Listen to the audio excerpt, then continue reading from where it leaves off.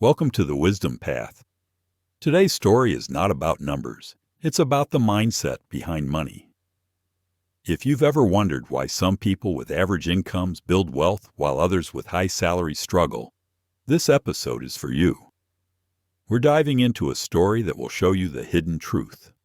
Wealth is not just about how much you earn. It's about how you think. Make sure to subscribe if you believe wisdom is the greatest wealth. Let's grow on this journey together.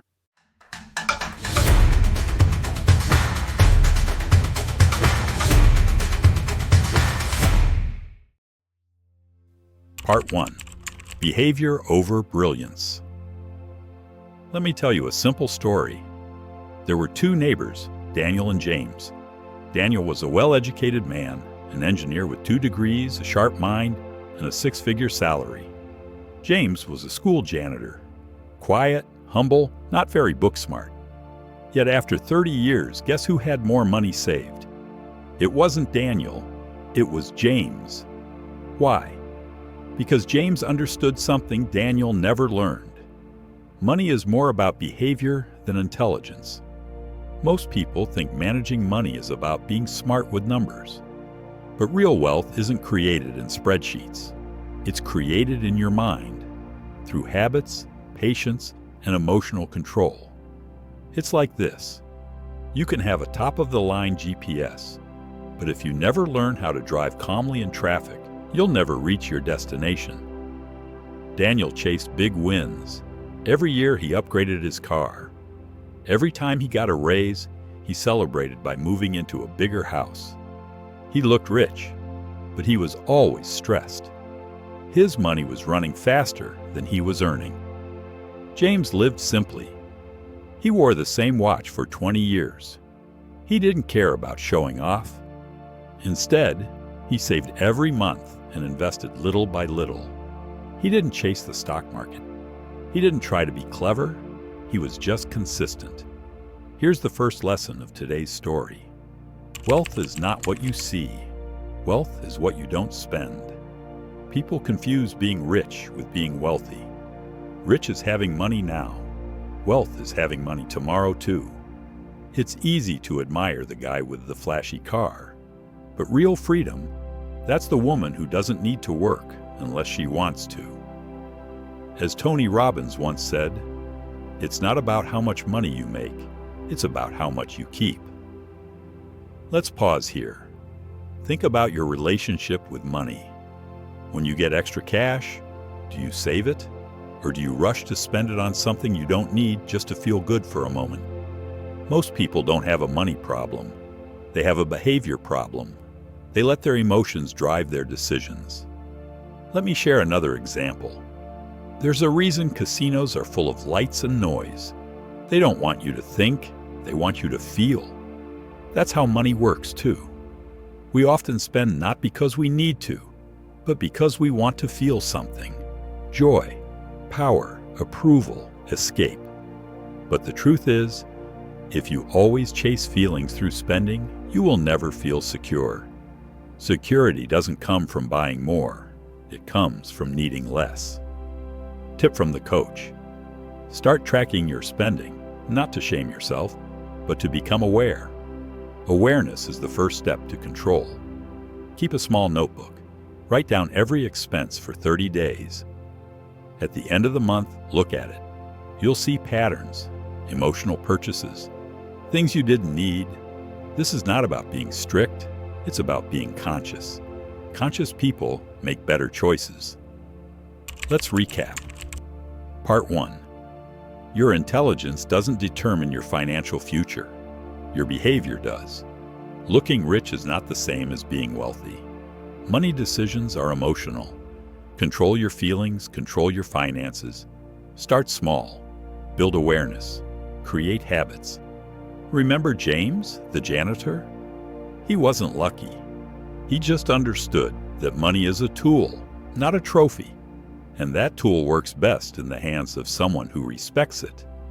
In the next part, we'll talk about one of the most powerful forces in finance, time, and how patience can make you richer than any fast plan ever could. This is the Wisdom Path, where we believe real success starts in the mind. If this message speaks to you, don't forget to subscribe. We're just getting started. Part 2. The Hidden Power of Time. Let me tell you a story about two friends, Emma and Chloe. Emma started saving just $100 a month at age 20. She kept doing it until she turned 30, then stopped completely. Chloe, on the other hand, didn't start saving until age 30. But she saved $100 every month until she turned 60. Guess who had more money by the time they were 60? Emma. Yes, Emma saved for only 10 years. Chloe saved for 30 years. But Emma's money had more time to grow.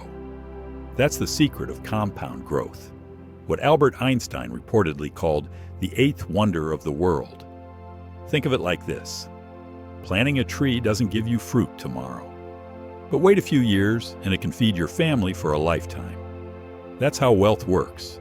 You plant small seeds, little habits, small savings, quiet investments, and then you wait. The problem? Most people hate waiting. We live in a world of fast food, fast shipping, fast likes.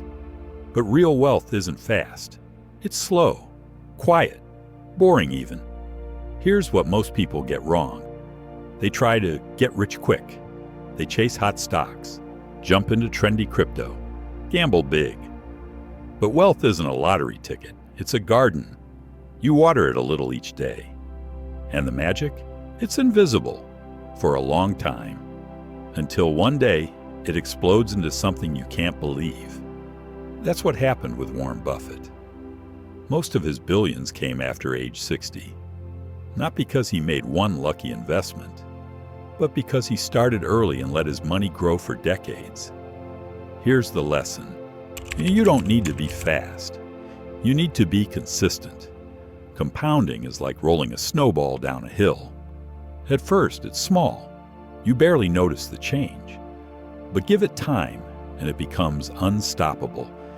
Let me give you another example. There's a man named Tom. He wanted to build wealth, but didn't have a big salary. Instead of waiting until he earned more, he just started saving $50 a month. He did it for 5 years. Then he raised it to $100, then $200. Now, 20 years later, Tom is financially free, not because of one big decision, but because of hundreds of small ones. His secret wasn't knowledge. It wasn't luck. It was patience. Coaching.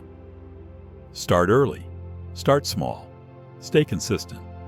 Even if you can only save a little each month, start now. Here's a simple plan you can follow. Open a separate savings or investment account. Set up automatic transfers so you don't have to think about it. Increase the amount once a year, even just a little. Think of it like brushing your teeth. You don't skip it because the habit matters more than the amount. Now let's be honest, waiting is hard. You might feel like your money isn't growing fast enough. You'll see others showing off new cars, vacations, gadgets. Ignore the noise. As Joe Dispenza says, where you place your attention is where you place your energy. Focus on your path, not someone else's. They might look rich now, but you're building something that lasts. Recap of Part 2. Start early, even with small amounts. Time matters more than size. Wealth grows slowly. The magic is in compounding, not quick wins. Be patient. Stick to the plan. It will pay off more than you can imagine. Focus on your progress, not others' performances. You don't need to be brilliant. You don't need to be perfect. You just need to be patient and consistent. Your future self will thank you. Part 3. The role of emotions, luck, and living on your own terms. Let me begin with a story. There were two brothers, Ethan and Jack. Ethan invested in a company just before it became massive. In 2 years, he became a millionaire. Jack did almost everything the same, but the market dipped right after his investment. He lost a lot, same family, same mindset, same plan. different result. Why? Because luck and timing matter more than most people want to admit. Most finance books talk like life is a formula. Do this plus save this equals wealth. But real life is messier. We get sick, we lose jobs. We get opportunities we didn't expect, or miss them completely. That's not failure, that's life. So here's a truth many people ignore. Your financial success is not 100% in your control. There will always be some risk, some luck. But understanding this can protect you. Here's what happens when people don't accept risk. They get overconfident. They think they're in control of everything. And when things go wrong, they panic. They give up. They make bad choices. But when you expect uncertainty, you stay calm. You plan for surprises. You don't panic when the market drops. You breathe. You wait. It's like walking in the rain. If you know it might rain, you bring an umbrella. If you don't, you're wet, angry, and unprepared. Let's talk about emotions for a second. Money is emotional. We spend when we're sad. We splurge when we're bored. We panic when things go wrong. But if you let your emotions drive your financial car, you'll crash. So how do we manage them? Simple, but not easy. Slow down. Brian Tracy said, "Successful people are simply those with successful habits." That includes emotional habits. When you're about to make a big financial move, pause. Ask yourself, am I reacting or responding? Is this a long-term decision or a short-term feeling? This 1-minute pause can save you thousands of dollars and years of regret. A little exercise for you. Next time you want to spend on something big, follow this rule, the 72-hour rule. Wait 3 days. If you still want it after that, it's probably not just an impulse. This simple delay can change your whole financial life. It creates space between emotion and action. Let me tell you about Olivia. She once received a $10,000 bonus at work. Her first thought was to buy a new car, but she remembered something her grandfather told her. Money buys freedom. Don't trade it for noise. So instead, she used $8,000 to pay off debt and invested the rest. Now, years later, her money has doubled. And her life, calmer, freer, more secure. That's the goal, isn't it? The final shift. From impressing others to living for yourself. Many people spend money trying to look successful, but real success is living on your own terms. Ask yourself, am I buying this because I want it or to impress someone? Does this bring me peace or pressure? You don't need a bigger house. You need a smaller need. You don't need a luxury lifestyle. You need financial peace of mind. Let's review the final lessons. Luck and risk are part of the game. Accept them. Prepare for them.